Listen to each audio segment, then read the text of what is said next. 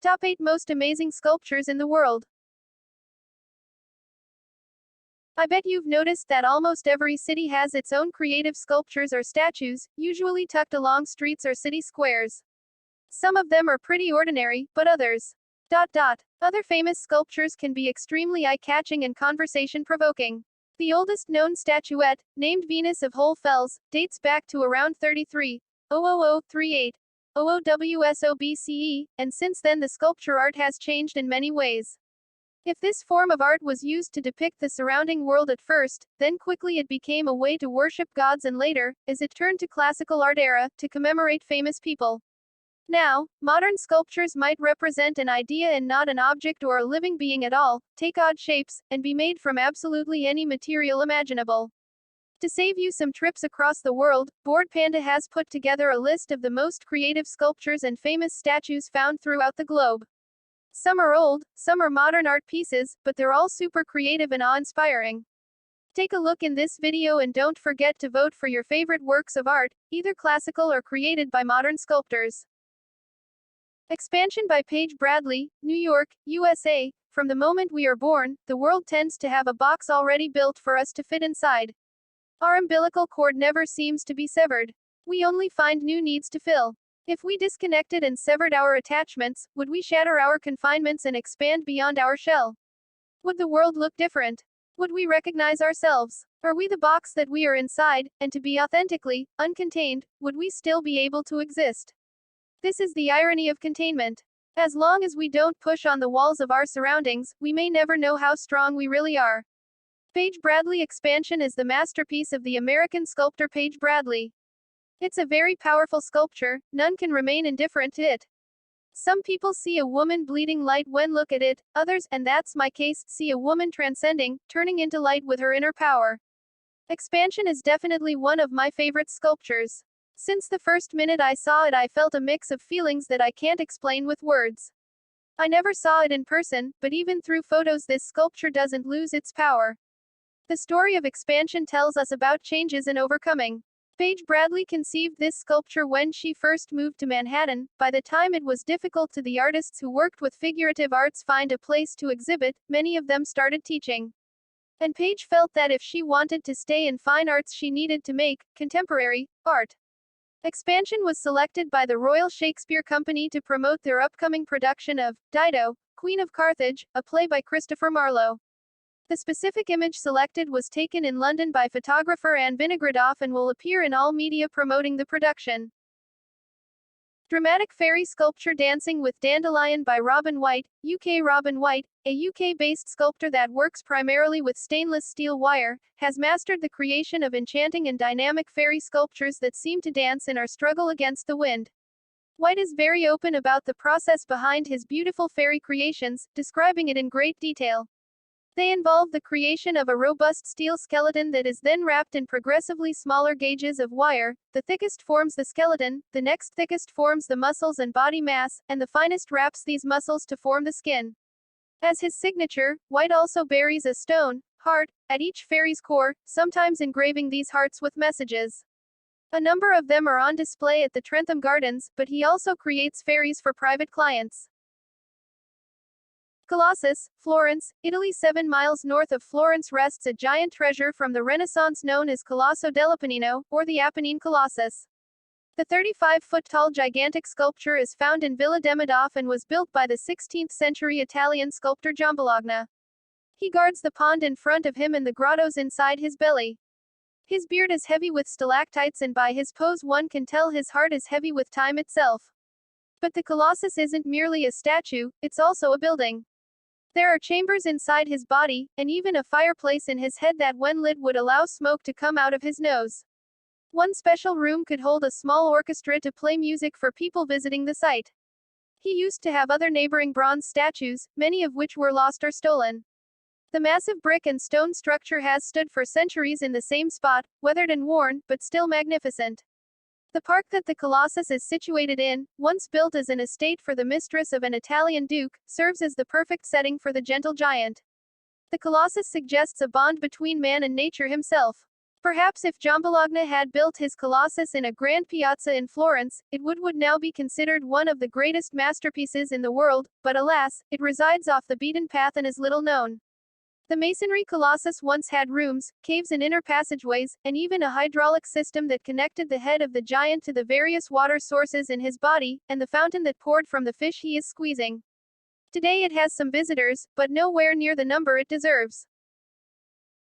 Inner children trapped inside adult bodies by Alexander Miloff in 1986, Larry Harvey and Jerry James initiated the Burning Man Festival when they burned an 8-foot effigy on San Francisco's Baker Beach. The burning effigy quickly attracted the attention and interest of many passers-by who joined in the merriment. The success of that night led Harvey and many other participants to want to continue this event every year. Subsequent years included taller effigies and larger crowds until it relocated to the Nevada desert due to its increasing size. Gilmore 6. Eventually, the festival evolved to surround 10 main principles, key among which are decommodification, a social environment free of advertising, radical self-reliance relying on one's natural inner resources instead of corporations, and radical self-expression, showing natural gifts to others who in turn show respect. The 10 principles create a counterculture environment where individualism and authenticity are key. As a result, the Burning Man Festival tends to feature outsider or visionary art, embracing artists like Alexander Miloff, who made his debut at the festival with Love. In Love, the two adults sit back to back, shoulders slumped in anguish and despondency. Constructed out of rebar, a product of the industrial world, the two adults represent the reclusive and independent nature acquired in adulthood.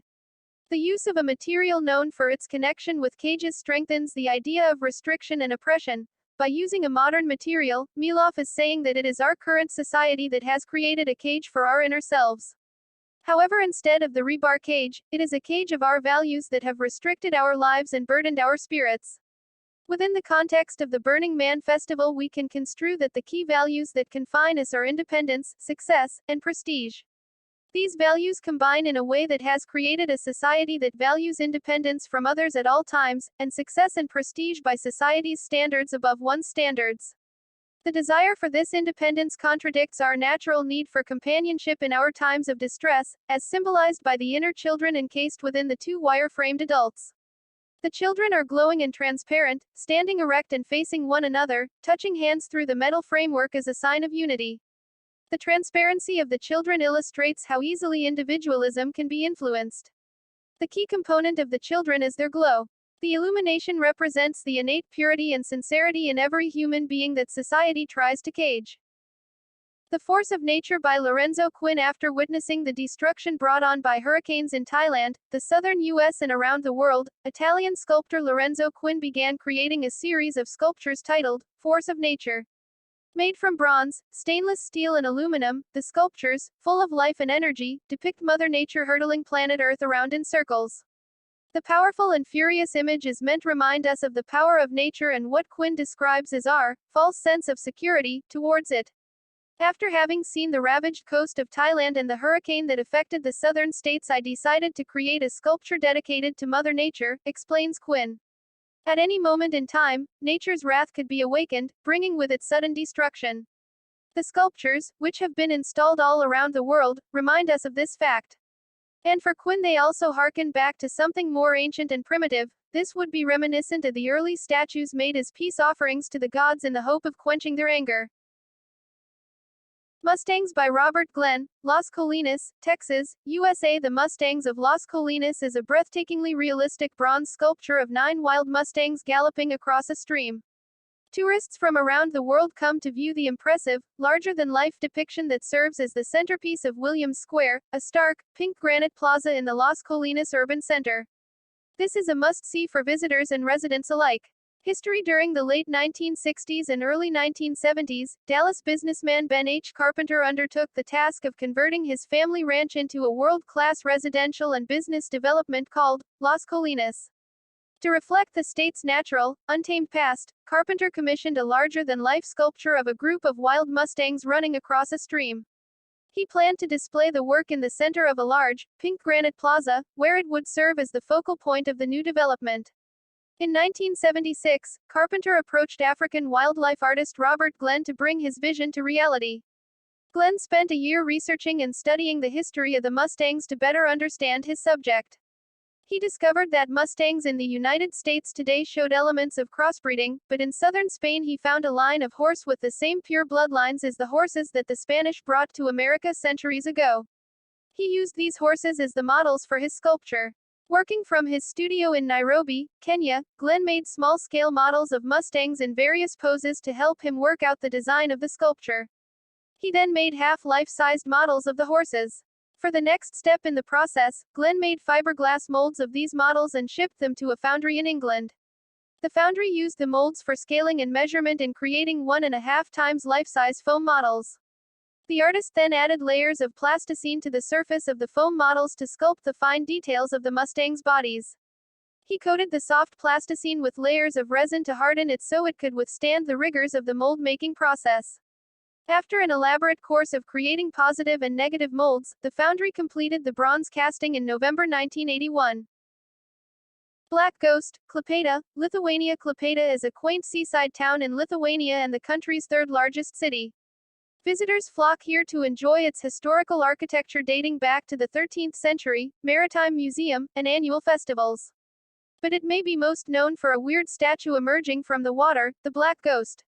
This immense bronze sculpture, known as the Juodasis Vaiduoklis in Lithuanian, is 2.4 meters (7.8 feet) in height and casts an eerie vibe. Sculpted by Svajūnas Jurkis and Sergejus Plotnikovas, the mysterious figure holds a lantern in one hand, as his long, sinister fingers grip the dock. As a man without a face, he slithers ominously. The creepy statue, which is located near Memel Castle, actually has a historical precedent.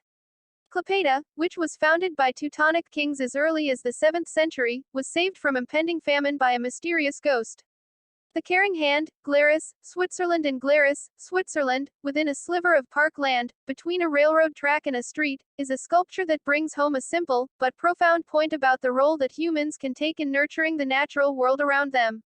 The name of the sculpture is the hand, dubbed the Caring Hand by many.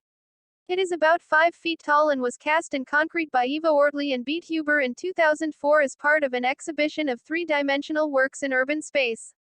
In their artistic statement, the creators said, "With our sculpture we do not want to set a monument to the gardening profession, but rather point out that we, as a great human race, are responsible for our living space." The tree within the hand is a European chestnut. It isn't a small tree, it just looks small within the span of the very large hand. It gives off an aura of vulnerability as the large hand of concrete cups it between its fingers. There is an oversized feel about the sculpture as the hand seems bigger and more powerful than the tree within it.